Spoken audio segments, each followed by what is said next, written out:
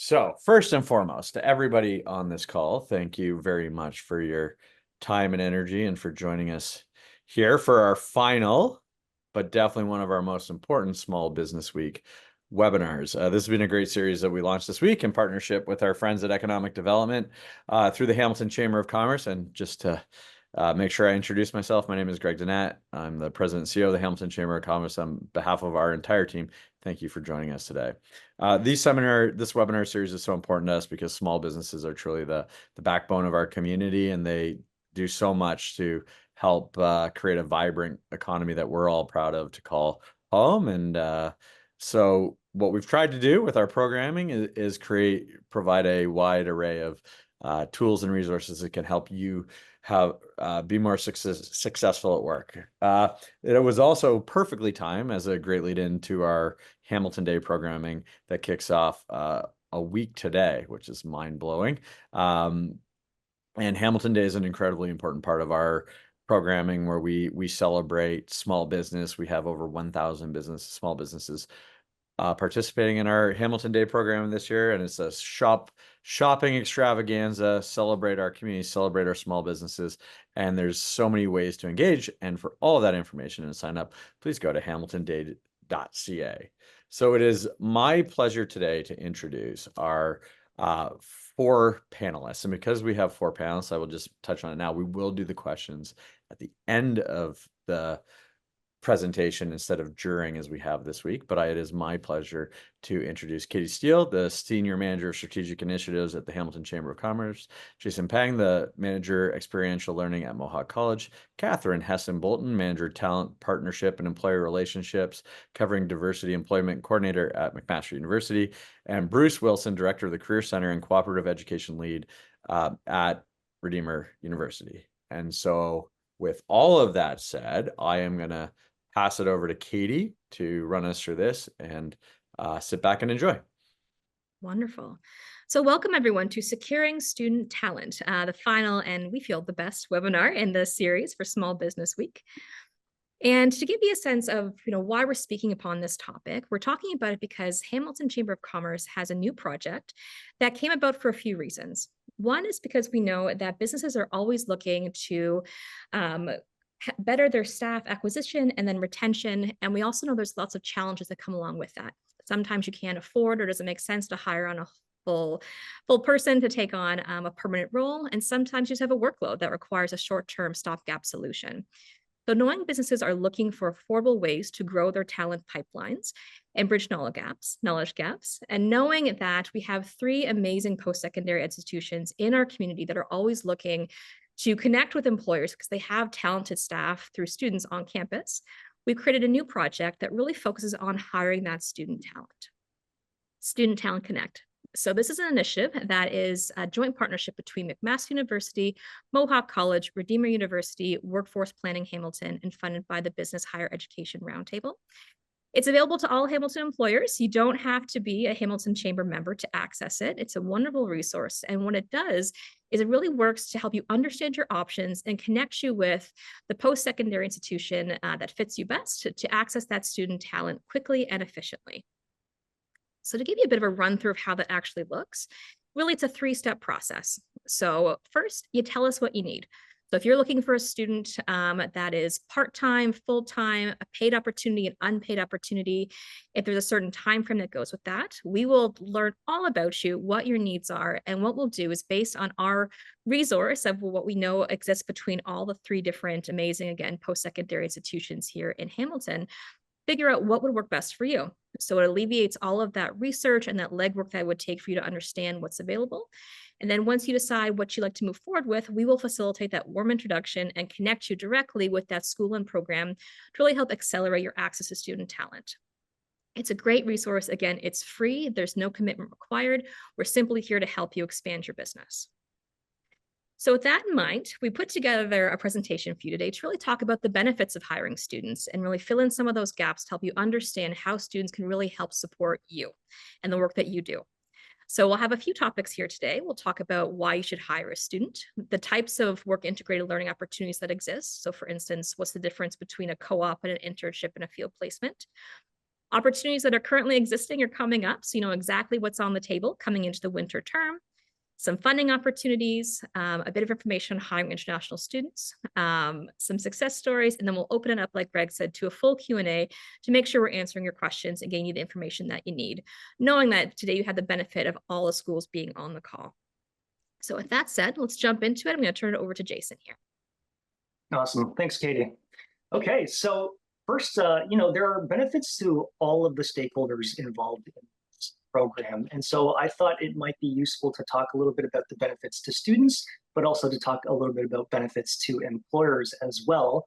But the first thing I wanted to really discuss is what is work integrated.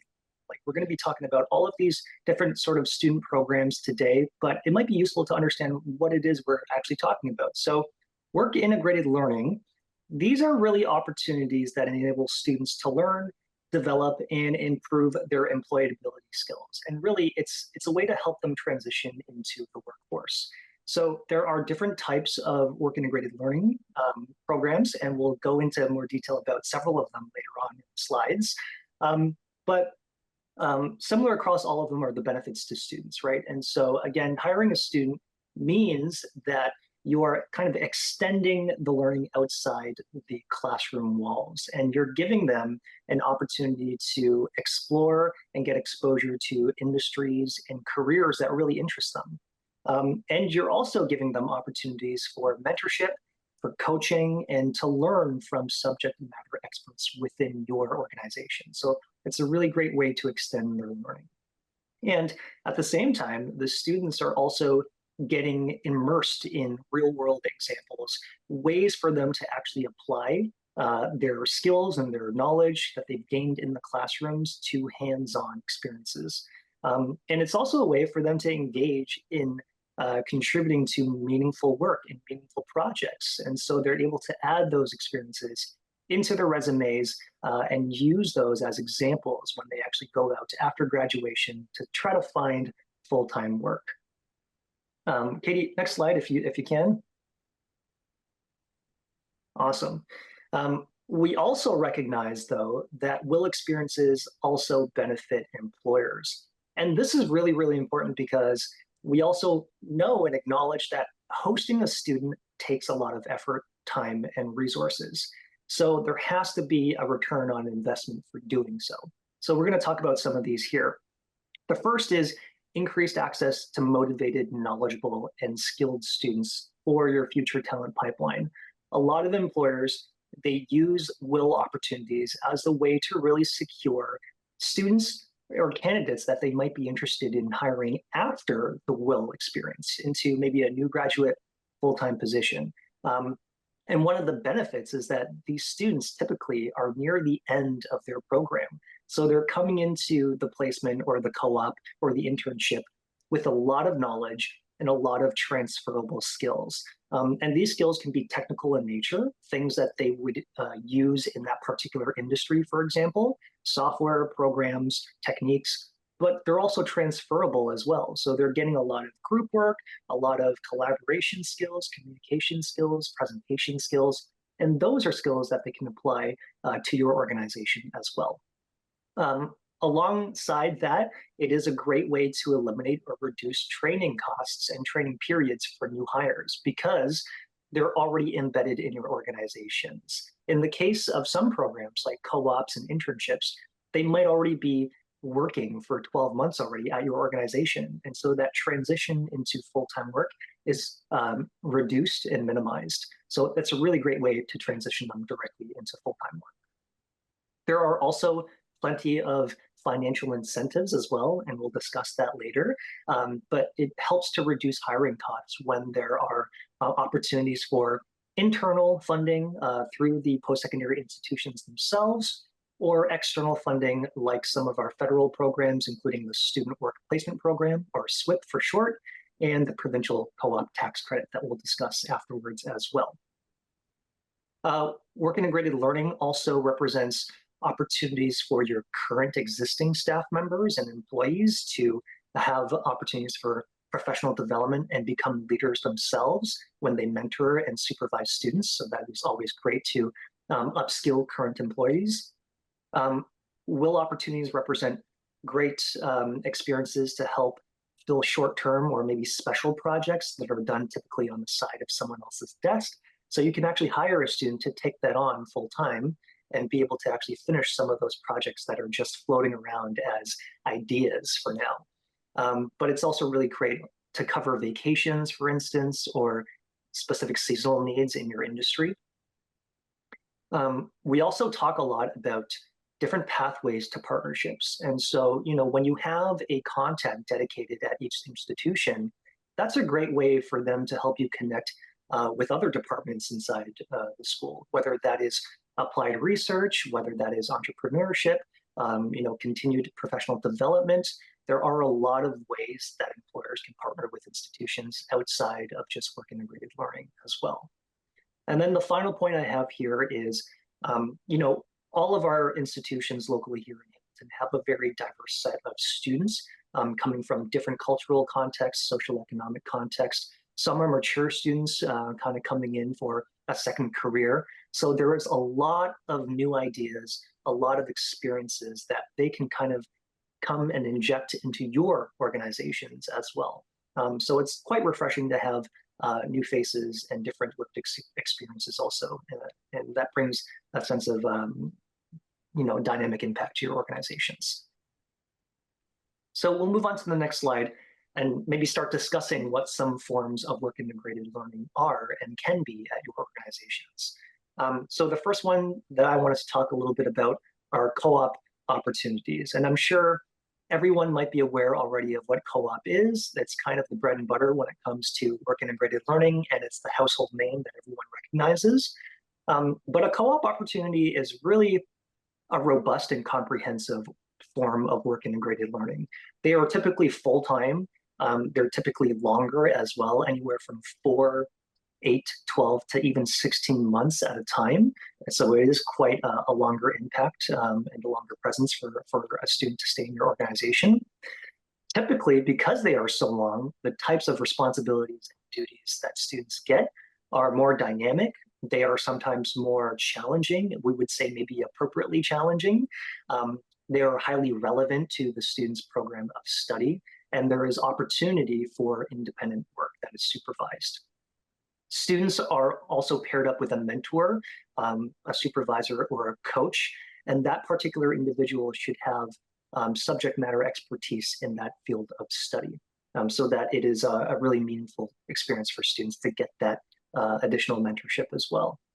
Co-ops are also typically paid, so students will earn minimum wage at least, but there's typically a range that each of our institutions can actually inform you about for that particular program of study.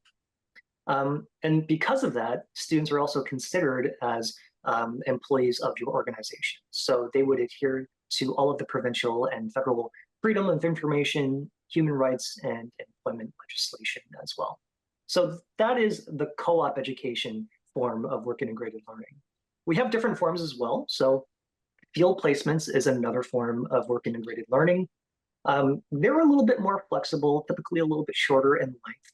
Here at Mohawk College, the shortest field placement that we have is 2 weeks long in our office administration and tourism programs. But they can be typically, I would say on average, around 7 to 8 weeks is typical for a field placement, all the way up to a full academic term, so 4 months or 16 weeks long. So depending on which program you're working with, that time range can vary a little bit. They are still intended to give students some hands-on relevant experience in the workplace. They are still mentored and supervised by an experienced individual at your organization. There is flexibility with compensation, though. Many of them are unpaid, but there are opportunities for paid field placements as well. So for that, I would say talk to your particular institution's contact, and they can give you more information on those requirements. Because some students are unpaid, insurance is kind of an important factor when it comes to field placement. So you can rest assured that students are covered either under your organization's WSIB coverage, and if you are exempt from WSIB, then they would be provided with private insurance through the Ministry of Colleges and Universities. One thing, though, to recognize is that employers do have to have liability insurance in order to take on a field placement student. And then if we move on to the next form of experiential learning, I think I'll pass that along to Bruce, I believe. Thanks, Jason. So interns and interning, they're probably fairly common terms. You may hear them a lot, but let's understand them in a little bit more detail. Internships are different from co-op, yet similar in some ways. For you, the employer, the difference amounts to how much time the student can give and whether or not they get paid. On the student's end, they're earning academic credit, and that might amount to their only compensation. Of course, if you can afford to pay them, that's not discouraged. And most commonly, their connection to you extends over about 4 months. Interns, they end up with two bosses, yourselves and their faculty connection. They're working for you while they're undertaking this reflective practice with the faculty member and engaging with the relevant coursework. Of course, confidentiality, your business's confidentiality would be respected. The point is that they're seeking to build themselves and learn how the work they do for you becomes professional development and a learning experience for them. So it's crucial that the work you offer is aligned to their interests and studies. So internships, part-time, typically, likely unpaid, but definitely connected to their area of study. And I'll pass this over to Catherine. Great, thank you, Bruce. So I'd like to touch a little bit on some experiential opportunities, and one that we are able to offer is called a career track, where basically it's really a short-term project. So these types of projects are more than 85 hours in total. It could be anywhere from 3 to 5 hours a week over 4 months. And as Jason touched on, we all have projects on the side of our desk. One example, we worked with an employer where they were looking at automating some of their administrative processes. They were a small team. They just didn't have time to kind of get that moving forward. And by bringing a student into the organization, they were able to implement that project. These opportunities, again, are unpaid, but it can be one student coming into your organization, or it could be a group of students to work on a particular project. So again, the institutions, we always work with those employers to kind of curate what's going to best meet your needs and how can we support you. For some of the companies that may be smaller businesses and don't have the infrastructure quite yet to be hiring students into some of those internships or co-ops, this is a nice way to start to engage students into your organization, start to get comfortable working with a post-secondary institution, leading into other things as your infrastructure grows. And we're always there to support you. It could mean like, how do I frame a career track, the job description? How do I go about promoting these opportunities to get students engaged? And again, that's where the organization, the institutions can work with you to help you with that. So I'll go on to the next slide. So at McMaster, we have we have 6 faculties, so we do have a lot to offer. We're not going to get into all the details today because people will receive the PowerPoint. But a couple of things to highlight, that if you're looking for those different co-op opportunities, instead of looking at the faculty, meet with the team at the chamber or the post-secondary institutions to really have a conversation about what skill sets are you seeking. So as an example, we would have an employer contact us and go, I really want a student from business. But then when you look at some of the programs that are offered across the different faculties, it could actually be that we're going to be supporting you, connecting you with the science faculty, business, and even possibly engineering. Because as you go through the slides, we have straight, business programs. Right now we've got, there's also MBA programs. So that's another way to engage that higher level and a different level of skill set. But then again, there are also opportunities coming up in the winter months across our various faculties. If we can go to the next slide. So when you think about, how do some of these faculty areas relate to my business? If you're looking at, say, a health sciences program, we have a lot of small nonprofit organizations that may have a health focus. Nonprofit organizations that are offering different services to the community, and how you could engage some of these areas, say from the health science faculties, Humanities, one area where we get a lot of requests, again, with the humanities program, that's an area that offers an internship. There is also a component where students can volunteer, again, for course credits. We get a lot of requests coming in from that, the marketing and communication skills, social media skills. So again, think about what are the skills you're needing to bring into your organization, and it could vary across the different faculty areas. We can go to the next slide. Science is another one where math and stats, analysis, research, social sciences, again, when you're looking at work and the labor studies, there's a lot of different areas that can support businesses with your growth, your research, and helping you get some of those infrastructures in place.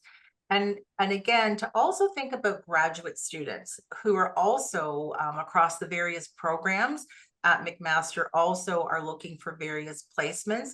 Again, sometimes their timing that they have available may vary from an undergraduate program.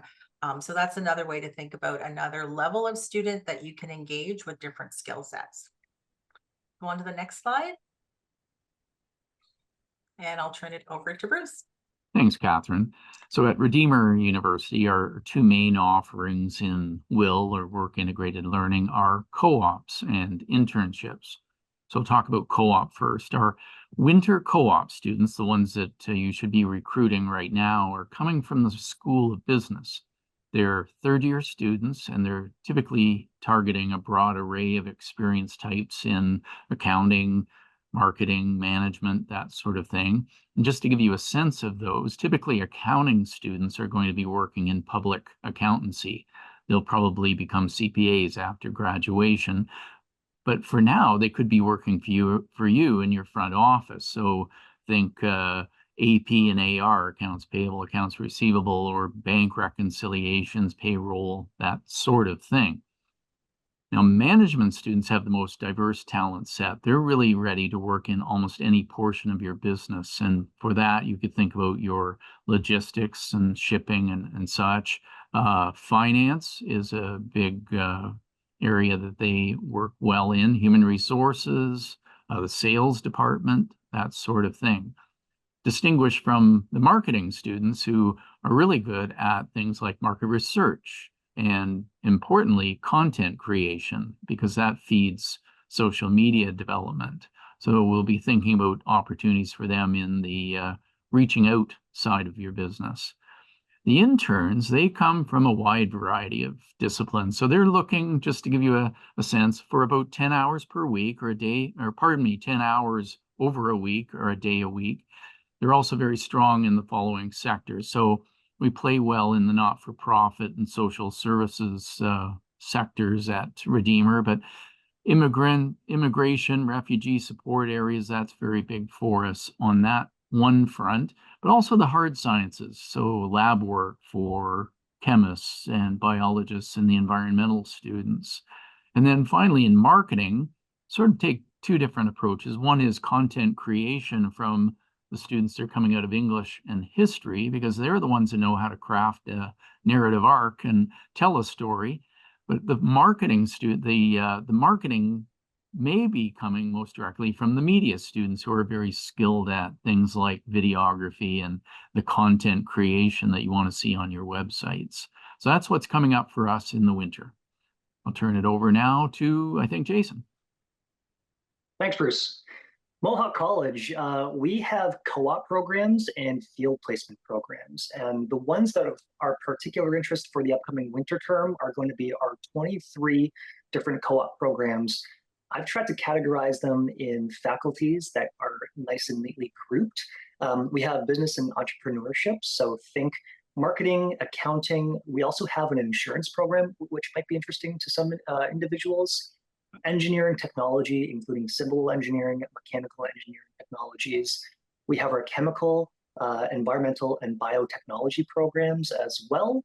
Electrical and transportation, so think electrical engineering technology, electrical engineering technician in power specifically, computer systems and information technology, so network security, software development, and software support. We have skilled trades, and so manufacturing and technician, automation, industrial mechanic, millwright, again, electrical technician for power systems. And lastly, our justice studies. So that would include community and justice studies, as well as police foundations and protection services. So that comprises all of the 23 different co-op programs. If you're interested, let us know. We can definitely connect you with the co-op specialist for those programs to learn more. For placements, we have the following placements, and these will range anywhere from 2 weeks at the shortest to 7 weeks. Advertising, marketing, communications management. That one is a very popular one. Kind of goes in line with graphic design as well. So some organizations might want to hire from both of those programs. Broadcasting, television, and communications media. Really, really impactful right now for a lot of organizations that might want to start either perhaps a YouTube channel or podcasting. So those students would be great for that. Public relations and corporate communications, students with really strong writing skills and, to Bruce's point, very great narrative arcs as well, ways to tell great stories. And then office administration. We have 2 streams available here in health and executive. For the health stream, typically the students will work in hospitals and medical offices doing general admissions, patient reports, and general office administrative duties for medicine. And then executive as well, typically in any sort of corporate communications type of office setting. And so the office administration ones, those are the shorter ones. They are 2 weeks long, but everything else on that list is 7 weeks full-time work. So I think the next slide is going to be us talking a little bit about funding opportunities that would be available for you. I'll take this first one. Thanks, Jason. So the Student Work Placement Program, or as we like to call it, SWIP, very generous grant program. It's federal monies that are available for employers directly. It's meant to offset student wages. So the application process, fairly straightforward, and you should know within weeks if you've been accepted. Now, it's important to understand that you can proceed to post for a job, to hire a student even before you begin the grant application process, so that you keep all your wheels turning in the right direction at the right speed. But the approach they take is that partners distribute the funds once you are accepted, and they're distinguished by different sectors such as mining and tourism and aviation, etc. And so you'll want to align yourself to your business's best funding partner to ensure that you're optimizing your grant application. So you can see the numbers, the level of support here. The numbers are quite significant, and they can make a lot of difference to the affordability of hiring a student. So do give consideration to this for co-ops and interns, anyone that's being paid a wage or earning some sort of monies that way. And reach any of us, because, yeah, it may seem complicated, but any of us can help you navigate this. Turn that over to Katie, I think. Thanks, Bruce. So another funding opportunity is Canada Summer Jobs. And the key word here is summer. So obviously this is a funding source that takes place in summer, which extends just beyond the typical July and August. You can hire a youth or a younger person between the age of 15 and 30, starting in April and going all the way until August. It's meant to be as a subsidy, providing up to 50% of the minimum hourly wage. And typically we see that the applications for this process are released in the early new year. So we don't have any information just yet, but I would say check back in early 2025 to learn more about what the application process is. And to Bruce's point as well, if you have any questions about applying, we've applied in the past. Several businesses at the Hamilton Chamber have applied as well, and we're happy to be a resource for you. And with that, let's go to the next one. I'll pass it over to Catherine. Hi. So the International Student Work Opportunity, or ISWO, is a McMaster initiative. And this initiative was brought in realizing that the Student Work Placement Program, as well as the Canada Summer Jobs Program, international students they're not covered under that funding criteria. So with the International Student Work Opportunity, this allows an employer to connect with McMaster if you're looking at hiring an international student who has met our service criteria to be approved for the program. and that we offer a wage subsidy. It's not as high as the government funding levels. We just don't have that large budget, but it is a great way to support an employer when they have their base funding or other funding that they may have secured. Sometimes I'll talk to an employer, it's like, well, if you want to hire 2 students, you can apply for some of the government funding for this one student, and then the ISWO may be available to that international student you're hiring. So again, it's really bringing in a diverse workforce. The other way we also use that funding is, again, sometimes when you're doing a short-term project, we can assign, working with our office, an honorarium. So it may be one student or a group of students participating in a program. We worked with one of the local BIAs at the beginning of COVID. So they hired a group of students to work on some social media assets, and we were able to use some of that funding to enable students to have a bit of an honorarium to support them. These funding processes are available all year round. It is actually administered through my office. And we will be automating information on our website, so that we'll have fillable forms that we'll be able to, right now I have lovely conversations and chats with employers. So once I receive that form, I would follow up with the employer. And again, it's really curating what are your needs, your opportunities, who that student is. And we would also discuss other funding available over and above what's available at McMaster.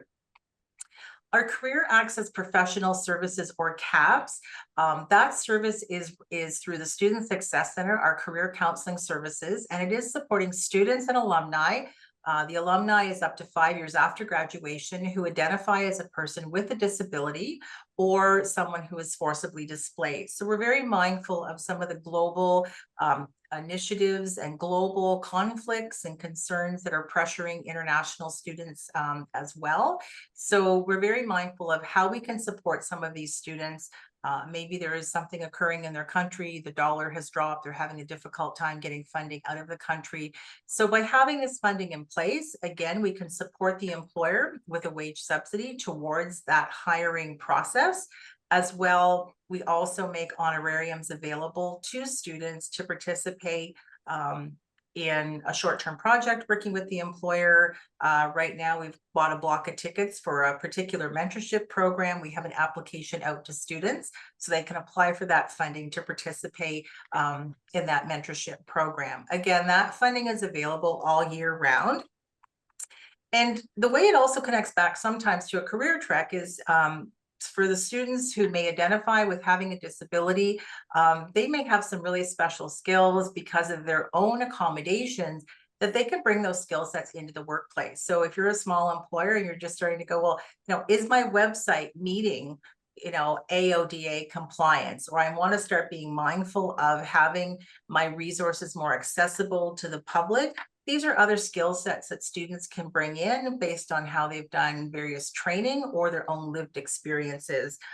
So these are just some other ways that can really facilitate you moving your employment forward, but as well diversifying your own workforce. So we can go on to the next slide. Oh, I just wanted to talk about the Ontario tax credit. It's one final, out of 4 funding avenues, wasn't enough. There is a 5th one here provincially. So it is the Ontario Co-op tax credit. And that would be for employers to receive 25 to 30% tax credit of the wages or taxable benefits that you provide to students. So to a maximum credit of, I believe, $3,000 per work term. So it's pretty significant, pretty substantial. But the best part is that you can actually combine it with the student work placement program and other funding avenues. So the only catch there would be that only the portion of the salaries that are not provided by the external funding sources would be eligible for the tax credit. So between all of these different avenues of funding, there should be no reason that you couldn't at least get some part of the wages paid to students subsidized.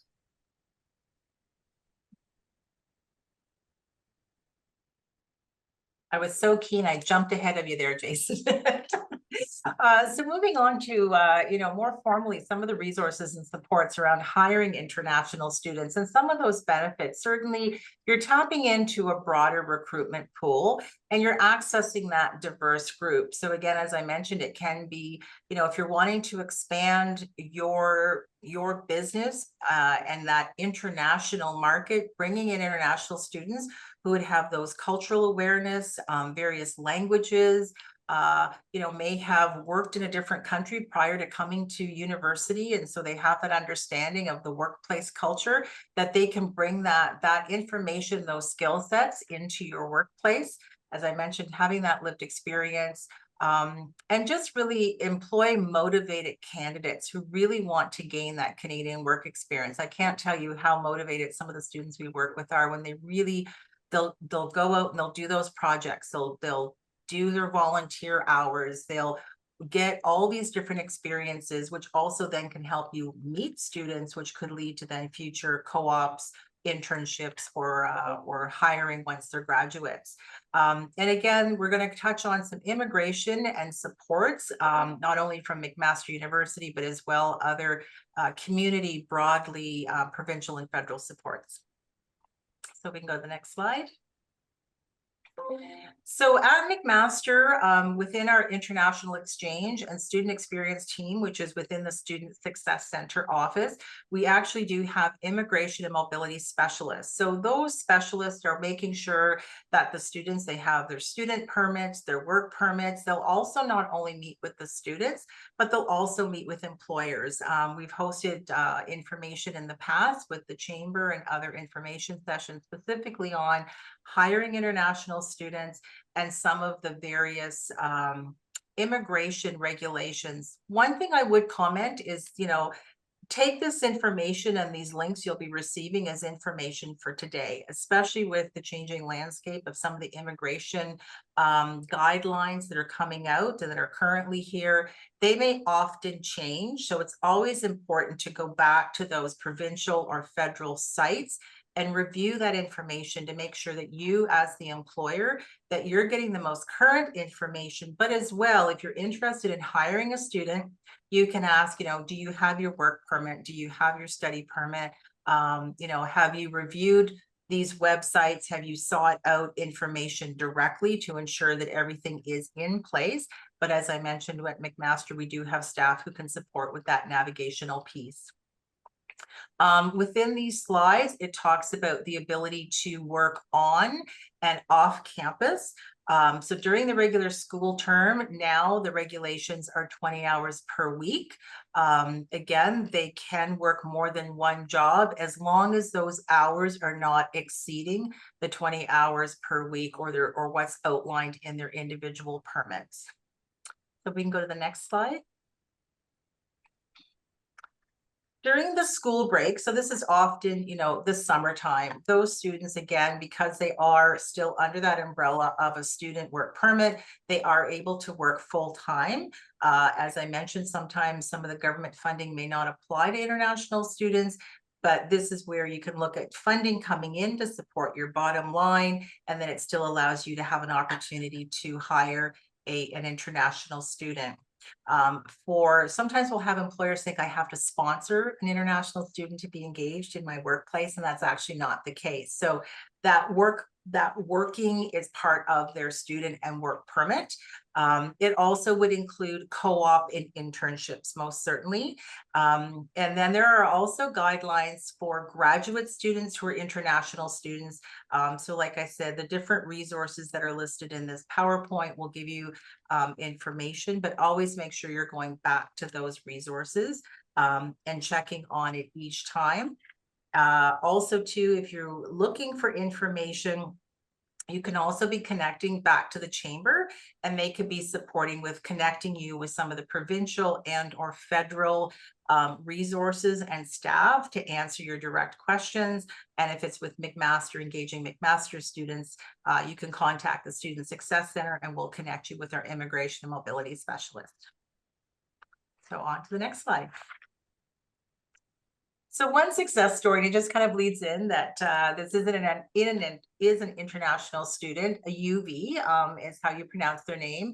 And this was a student who was with the engineering faculty, and within the faculties, in this case, the student was able to actually do 4 co-ops, and they took on the 4 co-ops to meet their co-op requirement towards their graduation. And so there was an article done on this student about them being working at Purolator. They also worked at Royal Bank of Canada. And some of the comments that came out from the article were just about how quickly the student learned. They were very curious, asking questions. The manager also provided really invaluable mentorship and support to develop this student, not only as a person, but within their engineering skills. And the student very quickly was bringing great talent already into the workplace. And they were learning with that support of the team members of how to be part of that team and really be able to contribute to their 2 placements within RBC. It also allowed the student to gain new technical and social skills and help them recognize, how they wanted to their career path. Sometimes these co-ops also are great in helping students learn what they like, and also what they like and what they don't like, and that next step in their own personal growth. So as was mentioned earlier, it's the relationship building, the networking, and learning how they want to navigate that future career path, but bringing great skills to the employer. And as I touched on earlier, one employer got a whole new system of automation set up in their workplace. And they're like, we didn't know when we were going to be able to get this done, but by engaging students, it was able to move some of those administrative needs forward. So to the next slide, please. So this is Justin. Justin is an accounting student at Redeemer. He's just coming up on the end of 16 months of work term experience. But over this past summer, he and his primary employer, KPMG, decided that there was some benefit to him working for another organization over the summer. It's a little bit quieter in accounting sometimes in the summer. So off he goes to Indwell. And they saw that this could be a tremendous benefit both to KPMG and to Indwell, and certainly for Justin as well, just for that short period. So he made a huge difference to Indwell. He handled everything just like a seasoned pro coming out of 8 months with KPMG.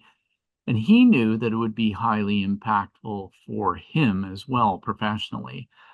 It's a great story because of the work that got done, but more so because of the change that was made in giving a young person this chance. And not to build too much of a facetious point here, but sometimes accountants can make change.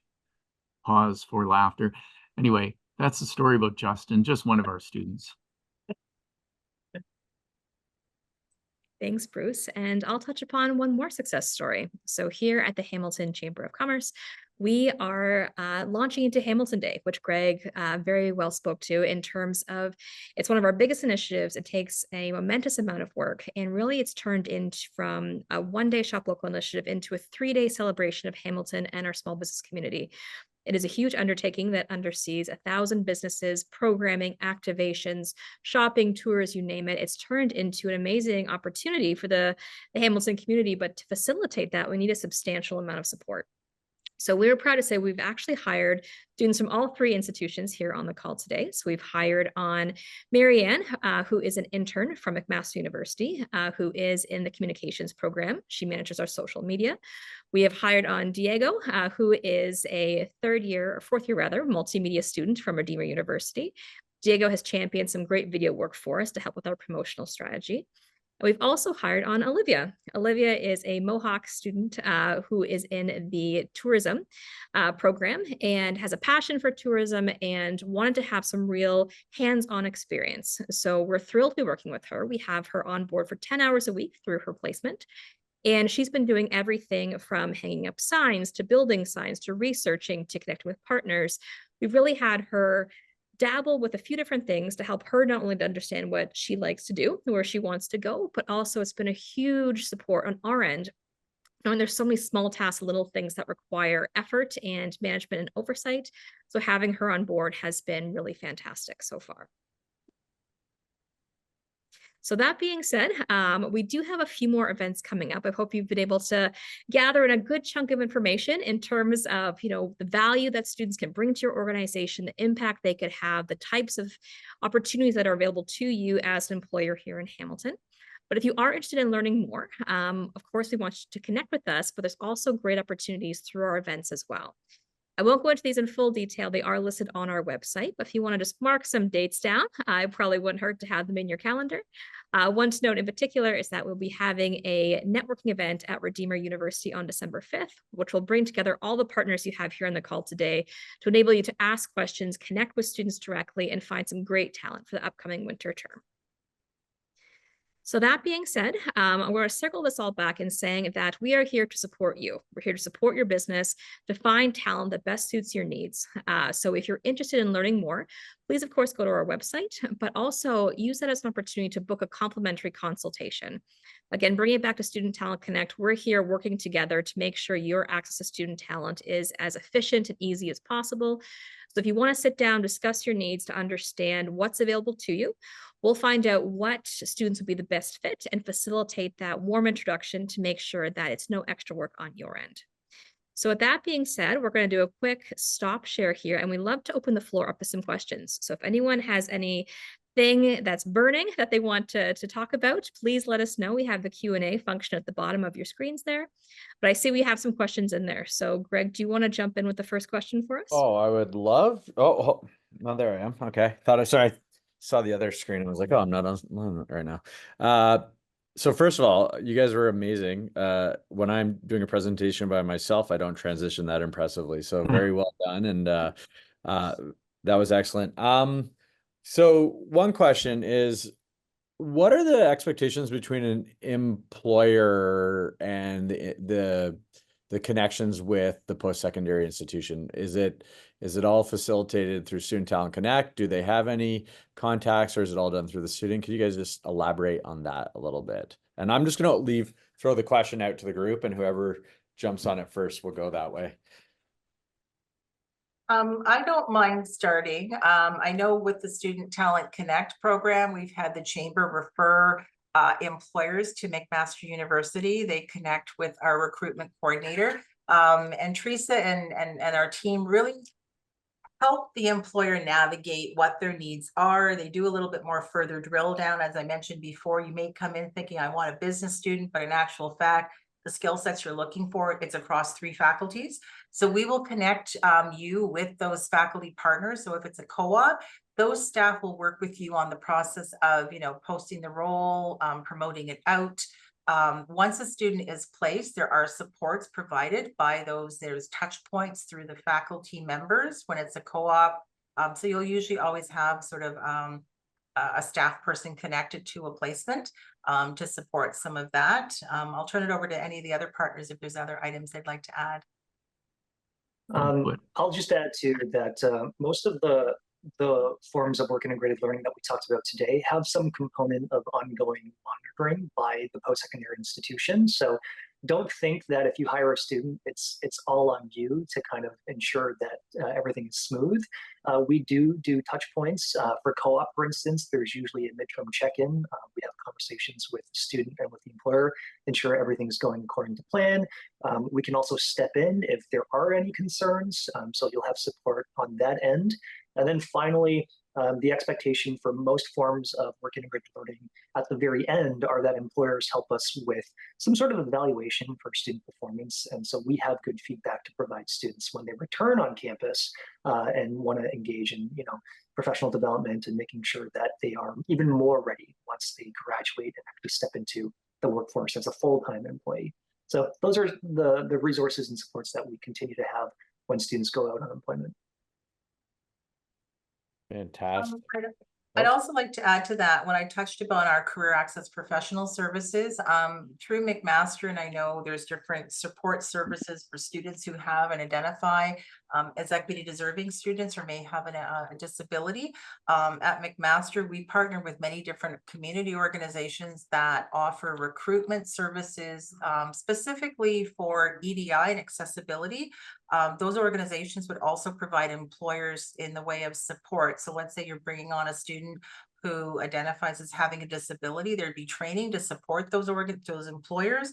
But then once there's a placement through our office, again, our CAP services, part of my role in the team that we're expanding would be working with the employer on what are the accommodations, if there are any, and retention support. So again, it's a very individualized, curated support for that employer.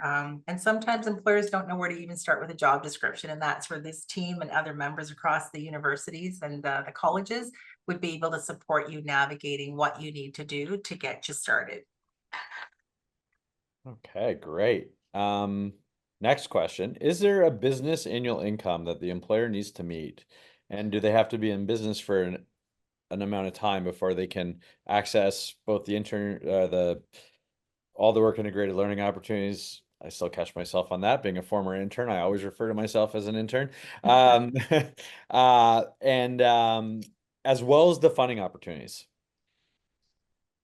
I don't mind responding. There really isn't. This is a message from Daniel. I think that as long as you know your business is viable and that you can pay the student, if that's the case, then by all means go forward. I don't think that there's a minimum standard from the funding partners typically either. I think if you have an ongoing business that demonstrates that you're as deserving of the supports as the larger corporations, let's say. So I say that you come in through Student Talent Connect at the chamber, and we'll get sorted on, which programs and schools would best support you, and explore it that way. We'll have an answer fairly quickly.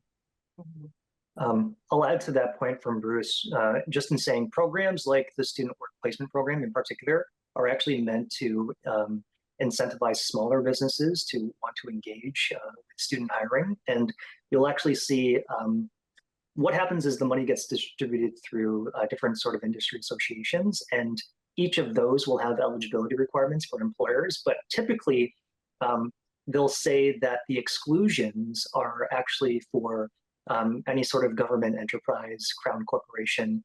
And there are some that actually exclude some of the bigger financial players, so like RBC or Scotiabank. And that's because they have the resources to hire students. They don't need to access this funding. So really the funding is meant for smaller organizations to benefit from. Yeah, and just to tag on to that, at McMaster, depending on our faculty and what type of program, there may be some requirements. As an example, we've already touched on things like WSIB or insurance. So for some of the co-ops, there would be a requirement, say possibly WSIB or $2 million liability or $5 million liability, depending on the area. There may be a requirement, again, it will vary, of number of employees. And one key area is at McMaster, we don't place people in home-based businesses, but given now that there's a lot of remote work, there's community shared office spaces, there's hubs, there's community libraries. So if you are an employer and you need to meet with a student at some point, there are different ways to be able to connect with that student in person, and they could be doing their work remotely as well. So it may vary depending on the program and or the co-op, and the requirements for that individual placement. But again, that's where the staff would be able to work with you. And as I said, we've worked with some employers where maybe as of yet, they don't have that infrastructure to hire a student, but then we would look at and work with them. Maybe this is an opportunity to engage some students in a project-based opportunity, or it could be part of their course credit where there's remote work, but you're still getting some support from the university and that student talent. Okay, great. And then I'll do a last call for questions, but I'm going to ask this one in the Q&A here. My organization runs events that often have late nights, weekend hours, etc. Is there any conflicts or things to know for student workers in and around those components of the work environment? I can tackle this one, at least start it off. So we have a lot of organizations that operate unique hours. And so in the case of co-ops, we've had biotechnology, chemical engineering students work in overnight shifts. And so they're taking on shifts that, start at 10 p.m. and finish at 7 a.m., right? And so that is not necessarily unique. And that's going to different program by program, industry by industry. We understand that a lot of industries have unique needs like that. And so as long as the student is flexible And that's a conversation that you have with them either during the interview stage or at some point before they begin the placement or co-op or internship. Should be entirely feasible if it works with the student schedule. I'll add that, you know, for interns, they are also taking classes at the same time typically. So coming to work on a weekend, coming to work later in the day when classes aren't running may be beneficial for them as well. That can work. Yeah, and I think with any time when you have any employee, I mean, within our office here, we actually have a marketing and communications team. So I mean, this tomorrow, I'm gonna say this Saturday, tomorrow, we're expecting about 7,000 guests to come to McMaster and learn about the university, potential students and those family members. So, you know, our team are often working various hours with events. I think it's important to be mindful for any of your employees, you know, when it comes to sort of travel, late nights, you know, just being mindful of everybody's sort of, you know, health and safety and what that might mean for a student or any of your employees.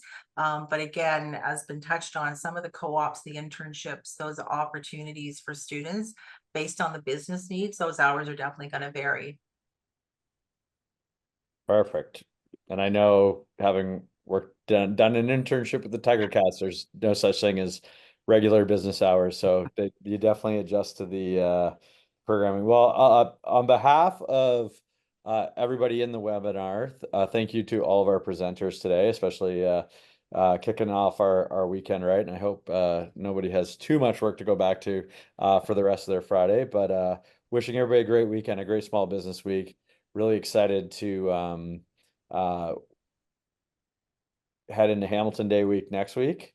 And I would just like to, you know, I think this program is so important because the more we can connect students at our post-secondary educations with employers, the more that we can keep them here in Hamilton, because so often these transition into Minot from our team is a perfect example of a work integrated learning opportunity that became a full-time job. The more we can do that, the more we keep these people in the young employees in our community, and the more we strengthen all aspects of our committee. So it's a great pipeline for not just for now, but also for the future. So on that note, hope everybody has a great weekend, and we'll see you soon. Great, look forward Thanks to very having much. contact. Bye, everybody. Thanks, everyone.